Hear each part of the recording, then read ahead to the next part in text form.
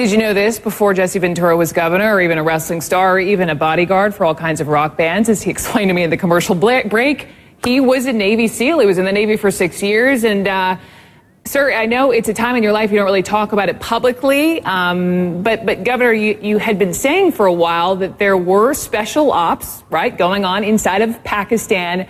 Were you surprised when all these details pretty quickly started eking out about that operation and Abbottabad that took out bin Laden? Well, you know, naturally I'm proud that it was my former guys. You know, we're members of the teams, and you're once a frogman, once a SEAL, always one. I'm proud of them. They're the best guys to do the job. They're the most highly trained. They will get the job done. But having said that, for the guys on the ground, which I have the utmost respect for and give them a hoo-yah, we can go to the political side. Deep down in my gut, I got a bad feeling because my government lies to me so often, I don't know what I can believe anymore when they tell me they've killed bin Laden. So hang on a second, Jesse Ventura. Don't show your body or whatever. Do you believe, wait. Do you believe that Osama bin Laden is dead? I don't know. They lied to me on the murder of Pat Tillman. They lied to me on the rescue of Jessica Lynch. They lied about weapons of mass destruction in Iraq. And they lied about ties to Al-Qaeda in Iraq. What would it take for the government to prove to you, as you know, your TV show is called Conspiracy Theories, what would it take for you to believe that he's dead? I don't know. You know, I like I said, I want to believe he's dead. But when you have someone in your lifetime in a period of 10 years that tells you a half a dozen major lies, it becomes difficult then when they do tell you the truth. How do you know you're getting the truth? So back when everyone was talking about whether or not his photos, back when everyone was talking about whether or not his photos should have been released, you would have said what? Yes? Well, let's look at the situation. They said he was on a dialysis machine 10 years ago. Experts have said the disease he suffered from is generally fatal within 2 years. How did he manage to survive 10? We don't even know. They don't even know for sure if he had one kidney or not. You know, so let's move on. Let's talk politics because I want to talk let's ask this. Go ahead. How do we kill a guy that we never indict?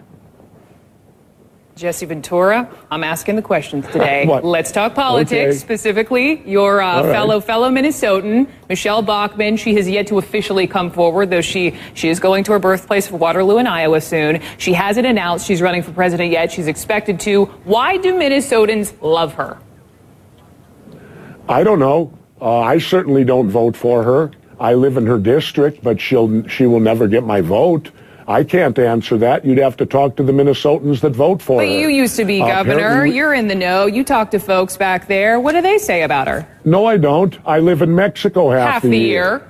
I don't, and I don't. I try to stay away from politics at home. I only focus on national issues now, and so I guess they like her for whatever reason. She's a Republican in a fairly strong Republican district. Okay, well then I won't even bother asking you about Mr. Pawlenty, as you don't want to talk state politics, even though he's running for president. But let's talk about Ron Paul. Let me tell you this.